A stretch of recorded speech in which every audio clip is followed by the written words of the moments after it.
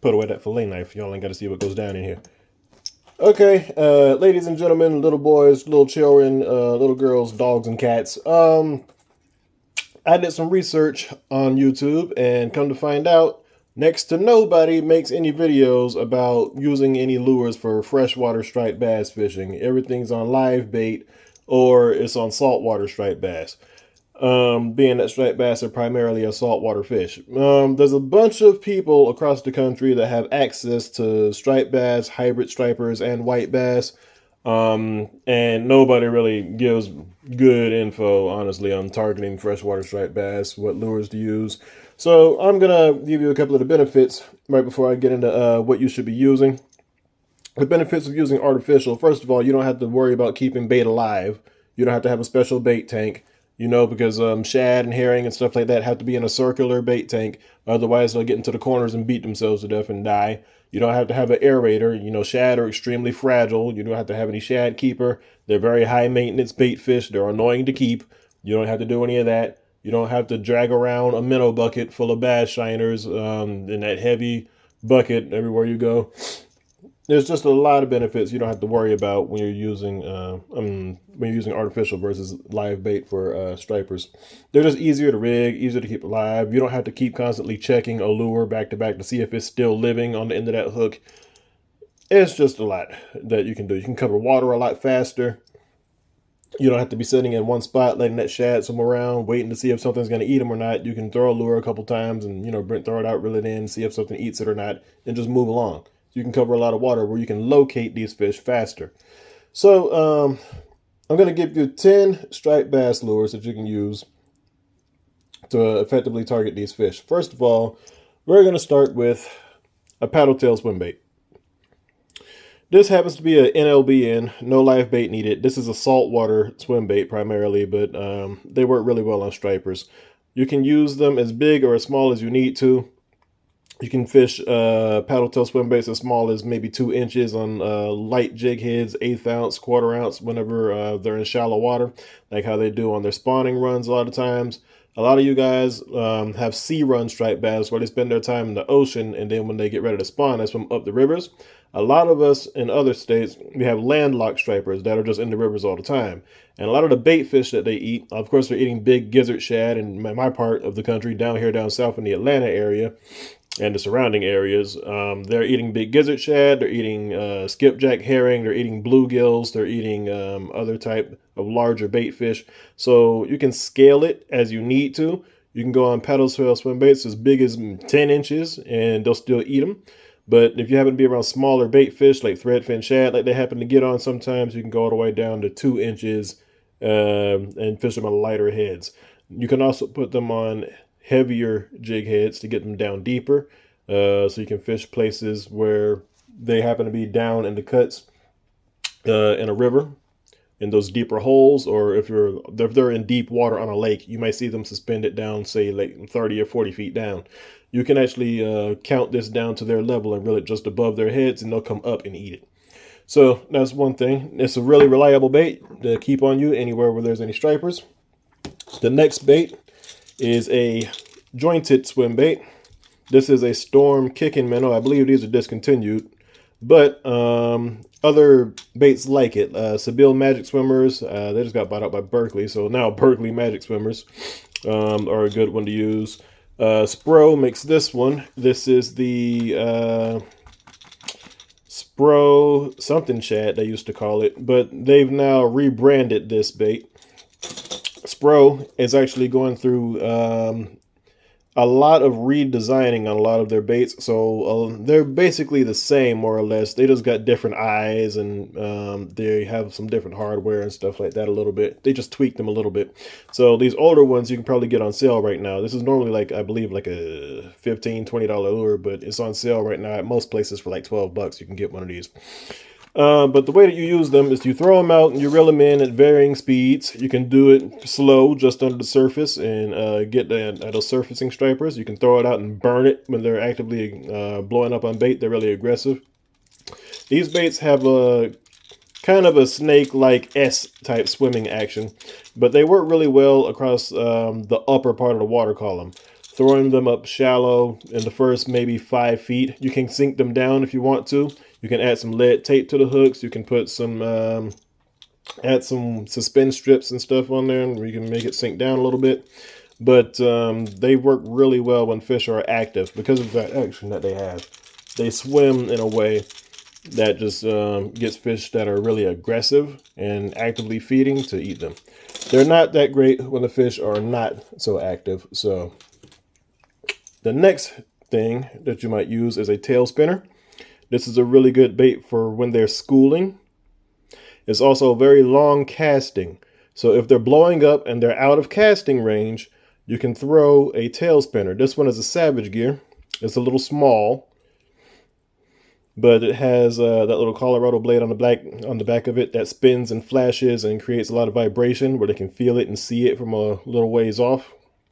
That works well. It's very heavy for its size. It's very small, but it casts like a bullet, and it stays. It can be variable as far as the diving depth when you're fishing it. You can keep it high up in the water column if you hold the rod tip up and reel it fast. If they're feeding, they'll come up and crush it. You can sink it down to their size and catch down to their depth, and you can catch them with it. As far as, say, even up to 40, 50 feet deep. It's a really good wintertime lure as well. These tail spinners, they do a really good job at catching striped bass, hybrids, and stuff in the wintertime when they get deep and they're on those bait balls that you might see on your sonar if you're on a boat. And it's a good search lure to fish deep water with if you're on the bank as well. Another one is the Demiki Axe Blade. This one has a stinger hook where the blade is, which is useful because a lot of times especially if you're fishing for smaller striper, if they're schoolies, 3 pounds, 5 pounds, they may hit the blade and not, the actual lure body. So they put a little stinger back there. These also come in some heavier sizes also. You can get them up to over an ounce, I think. So yeah, you have these tail spinners. That's a good option to use. They also work well in current. If you have a fast flowing river current where you're fishing for stripers, those do a good job. Next up is a Bucktail Jig. The trailer is optional. You can put a curly tail grub on there or a paddle tail swim bait on there to use as a trailer. It's not mandatory. I just like to use it to add a little bit of extra action and a little bit of extra bulk. If the bait fish happen to be smaller and you got some bucktails in the boat, you can take you a pair of scissors and cut down some of that hair and kind of shorten it up a little bit, make a little bit smaller profile with a little snack size shad kind of profile, and they'll feed on that. The bucktail works on all fish all over the world any time of year. It doesn't really matter, but it's probably one of the most striped bass lures of all time, whether it be freshwater, saltwater, or whatever. You pretty much got to have some bucktail jigs if you're a striper fisherman. They work well in lakes and rivers and reservoirs when you troll them, on umbrella rigs, or when you're casting at schools. They work really well. And they do well as a search bait in a river current. What you do is you cast up current and you let it drift down and you just kind of work it, swim it in the middle of the water column. If you're a bass fisherman and you fish for largemouth or smallmouth and stuff like that, then you probably are familiar with fishing a swim jig. And it's essentially the same technique. You're going to throw out there and just reel it back in, give it a couple twitches, make it look like something swimming in the middle of the water column, and they eat it really well. And if they happen to be on the bottom, you can actually twitch it and hop it off the bottom. Those do really well. Next is a jigging spoon. Jigging spoons do really well in the wintertime when they happen to be schooled up. In the wintertime, striped bass bunch up really thick. And down here in the south, when it gets too cold, we get shad kills. And what that is basically shad, being as fragile as they are, they don't do well with extreme temperature changes. So if it gets too hot or it gets too cold, they stress out and die. So you'll have a lot of shad start dying off and they flutter down to the bottom. And so these jigging spoons do a great job during those times in the winter. And they also do a decent job in the summer, because what's happening is those stripers are roamers. They're going around, they're actively following bait balls around looking for food. And these do a great job at catching them. This can also be casted and reeled through a school whenever they're busting on top. It's another long distance lure, so you don't have to be right up on them. You can stay off of a school striper to keep from spooking them, and you can cast this over into them, and you can catch them from near the surface. And it's so small, and it doesn't land in the water with a big splash. So you're not going to spook those fish from a long ways off. You can catch them using this. My preferred ways to fish this are either like that, casting it and retrieving it, or hopping it off the bottom if I know that they're down deep. Next up is the glide bait. This is more of a thing for when you're targeting big stripers. I don't normally use glide baits for striped bass in lakes. I have a tendency to use them in rivers. This is the River to Sea S-Waver 168, so it's not a really big bait. It does match kind of the size and color and profile of the blueback herring that we have here in the Atlanta area.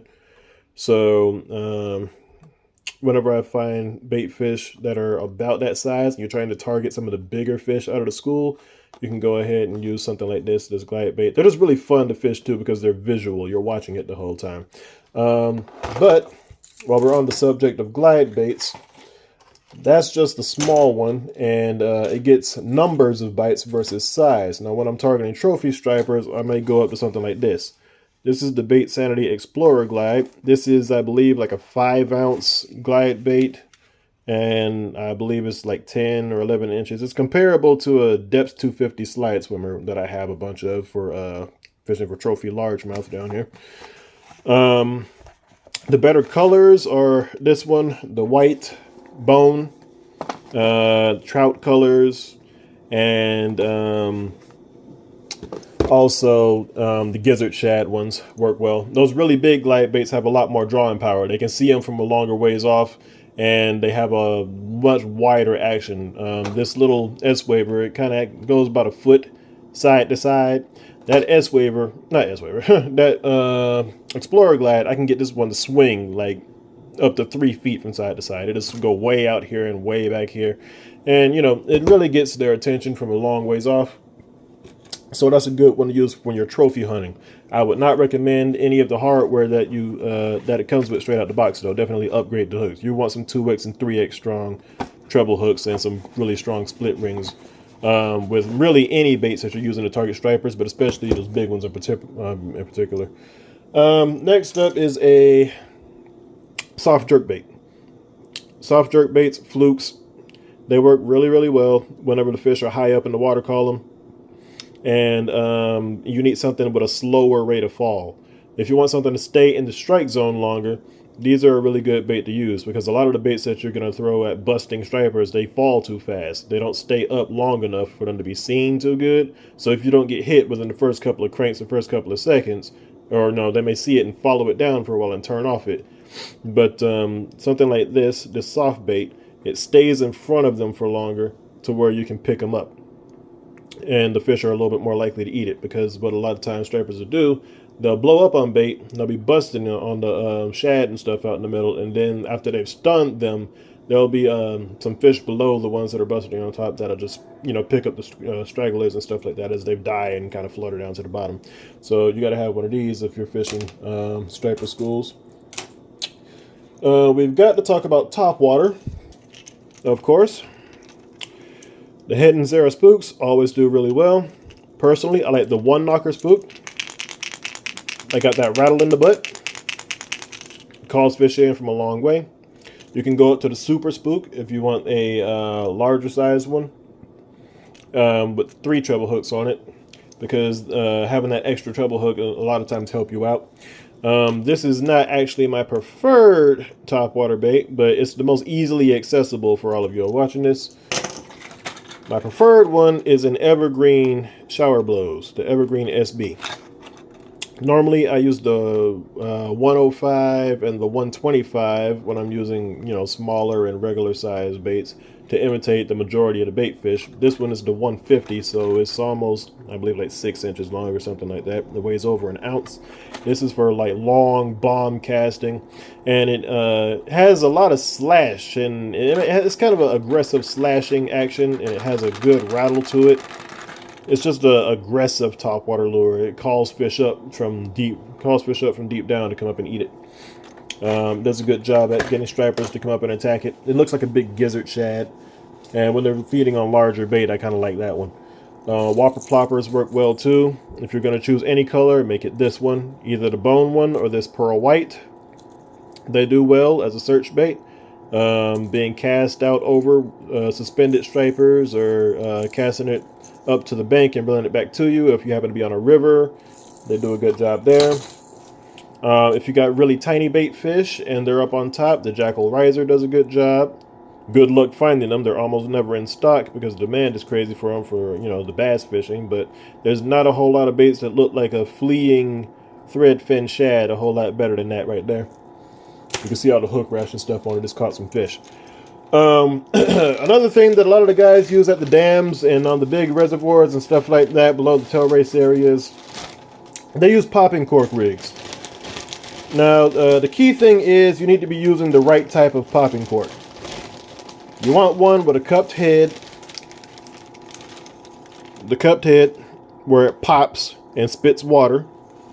But you don't want this kind that you would use for saltwater. This is really a saltwater technique, the popping cork. But you don't want these ones with the long titanium wire and stuff like that, because what you're looking for is one that is weighted at the bottom of it. There are these popping corks that have sinkers molded into the bottom of them, and they cast better. So you can get them up to like 5 inches long, and they have sinkers on the bottom molded into them that weigh up to like 3 ounces. And a lot of these guys are taking surf rods for saltwater that you would use on the beach with braided lines, thin braided lines, and they're just bombing these casts with these lures way out there, and they're pulling fish in with the popping corks. The only one you might be able to get away with on a smaller setup would be one like this, like I use for speckled trout and redfish. This is the 4 Horseman cork. It has a 3/8 ounce sinker on the shaft. You can get them in the popping style where they have the cupped face. And the way that these people are rigging these things is with this lure, which is called a Betts Pop and Strike. It's basically like a little floating fly, like you might use fly fishing. It's got that long, kind of thin body, so it looks a little more shad-like, and it's got a little bit better overall profile than most of the poppers on the market. What they're doing is they're taking these weighted popping corks, and they just kind of bury the tip, not up to the barb. You just put the tip in it, into the foam, and you make a long cast, and on that first pop it comes loose, and you can kind of work it across the top, make it look like a little shad, and they'll come up and eat it. Hybrids, white bass, and stripers can't stand that thing on those river situations, but also if you see them busting in the lake, that tends to do really well. Next up is a jerkbait. We're down to the last 2 baits. Next is a jerkbait. No, you don't need to have $600 worth of Mega Bass Vision 110s in here like I do. You don't have to have any of that stuff or any of these other like premium JDM quality baits like Lucky Craft pointers here, or Jackal re-range baits, or Duo Realis jerk baits. You don't need any of that stuff that you never heard of. All you need is, you can go to Walmart right now, or your local Academy Sports or wherever, Bass Pro Shops, Cabela's, whatever, and get you a Rapala X-Wrap in this particular color. I think this one is called Glass Ghost. It's got some reflective foil on the inside. It's got white pearl body all the way around. Striped bass have a thing about white. They have a thing about chartreuse, and they, for some reason, got a thing about pink. Those 3 colors have a tendency to do really well on them. They're not super color selective. They're more size selective than anything. So carry more variety of different size lures than different colors when it comes to striped bass. But these baits do a good job at getting fish to trigger that don't really want to bite. So if there are stripers around in the area and you've been catching them on Topwater and stuff like that, and then they turn off, you can follow up with a jerkbait. And more times than not, you can normally pick one off out of the school and it may turn them back on. So throwing this out, reel it down to depth, and you give it a couple jerks and pause, give it a couple jerks and pause. It's down there kicking, slashing around, and stopping right dead in their face. And a suspending jerkbait will cut left and right and just hang there in its face. And it just triggers bass to bite. Striped bass really like the X-Wrap because it's got more of an aggressive action to it. They don't really do as well on the really subtle jerk baits, I've noticed. They like their, baits to be moving away from them at a pretty fast clip. Stripers tend to be a little bit more aggressive than your average largemouth. So the last one is an Alabama rig. Now the A-rigs imitate an entire school of bait fish. The most popular one of these is the Umbrella Flash Mob Jr. These you can buy for, they used to be like 12 bucks, but with the inflation and everything, now they're up to like 14, 15. But anyway, this is probably one of the best well-made budget umbrella rigs that you can get. They're really convenient, they're affordable, they're readily available. If I had to recommend one, I would recommend this.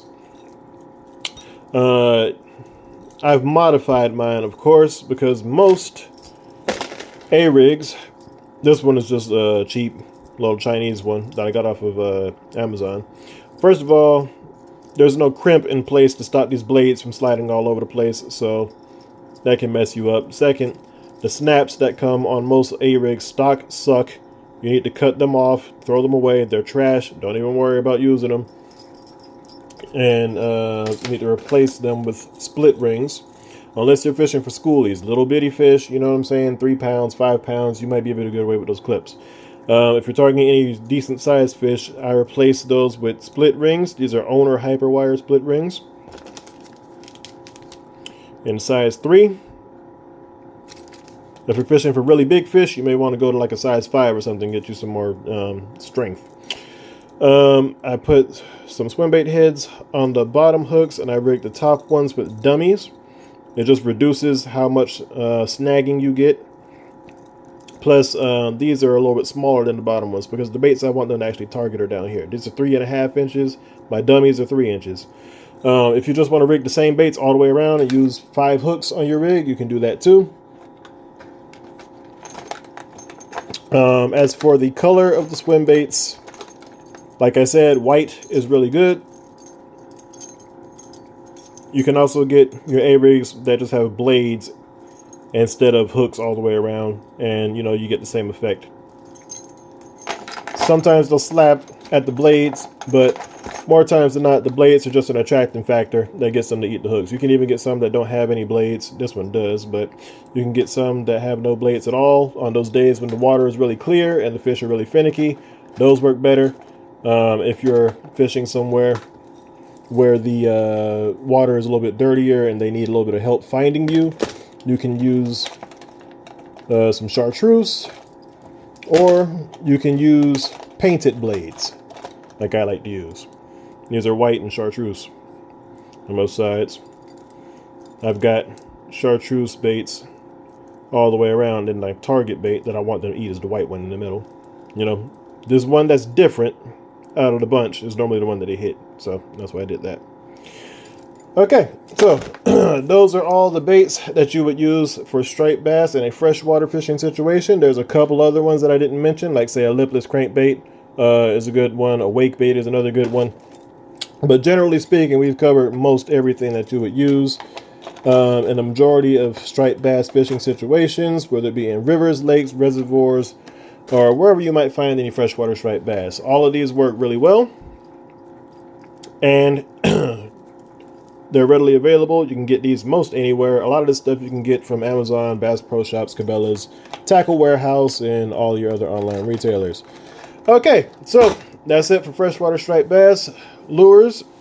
Later on we'll talk tackle, and I may do some on the water footage because I've been going out getting a bunch of freshwater striped bass. I've been destroying them for the past, I don't know, 6-8 weeks. So until then, see you guys next time.